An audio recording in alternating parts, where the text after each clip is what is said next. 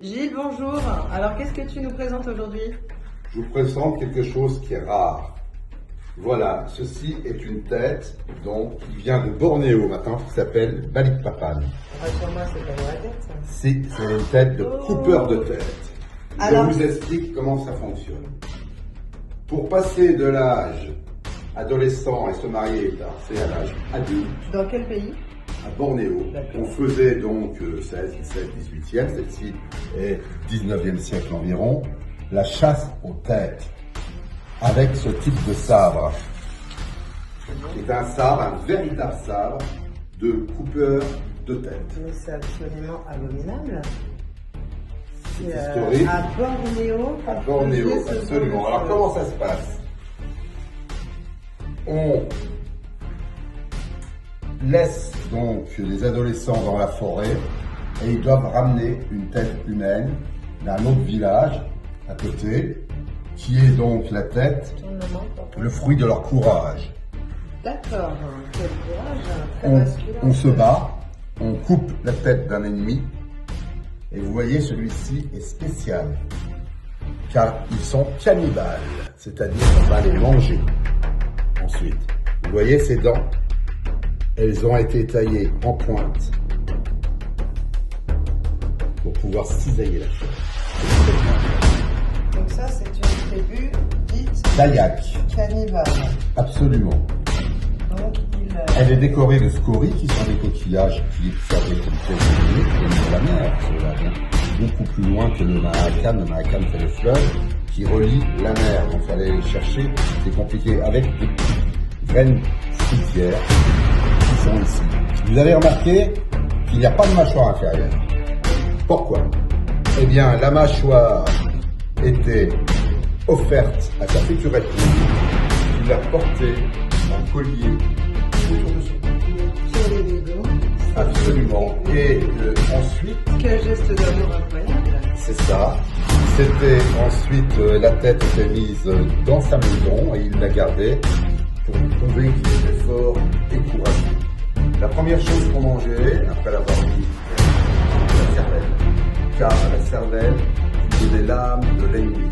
Et dans certaines tribus, on changeait même de nom et on prenait le nom de son ennemi pour en apporter la quintessence de l'âme.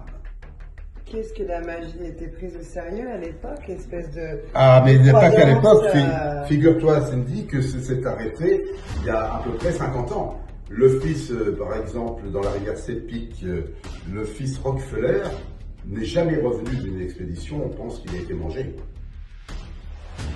Et lui, c'était pas si vieux que ça. C'est pour cette raison-là, dernièrement, il y avait beaucoup de gens de Bornéo, donc, et de la tribu des Asmaques, qui étaient atteints de la maladie de la vache folle, parce qu'ils mangeaient la cervelle. J'ai entendu parler de cette maladie qui ressent la magie de la vache folle, qui est maladie qui paralyse les muscles, je crois. Absolument. Et on dit qu'il y avait plus de 60% de la population qui était atteinte.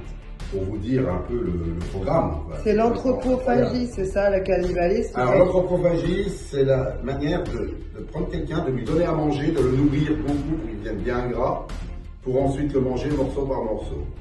Le cannibalisme, c'est tel quel, on va à la chasse et on ramène un être humain qu'on va manger, qu'on fait cuire à la roche, comme un mouton. Donc c'est documenté dans certains livres. D'ailleurs, il On peut retrouver paraîtrait que l'historique. dans certains pays, c'est encore pratiqué sous le manteau. je Absolument. dirais. Et donc, j'ai étudié donc un petit peu de criminologie cannibale. D'ailleurs, je suis en train de faire un livre actuellement qui va s'appeler 100 vies et 100 histoires, dans laquelle je raconte certaines histoires où je suis allé dans certains pays, où j'ai vu des choses et où donc on ne revient pas non plus indemne de tout ça. Voilà, donc C'est sûr j'espère que ça que- vous a plu. C'est très spécial. Cette tête a été entièrement décorée, donc et fait partie du patrimoine de Bornéo quelque part.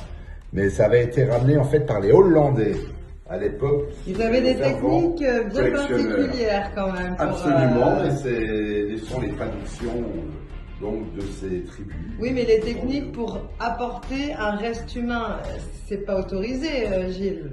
Ah ben les Hollandais rapportaient énormément à l'époque. On avait fait ça dans ce qu'on appelle les cabinets de curiosité. D'accord. Et aujourd'hui, c'est totalement interdit d'importer des objets pareils, On n'en même trouve plus. pour... On n'en trouve plus. ça n'existe plus. Donc, de toute façon, on ne peut en avoir que par des anciennes collections. D'accord, qui sont... Déjà constituées. Il y a quelques têtes comme ça au musée Branly également, il y en a dans certains musées également, et dans des collections particulières, tout simplement.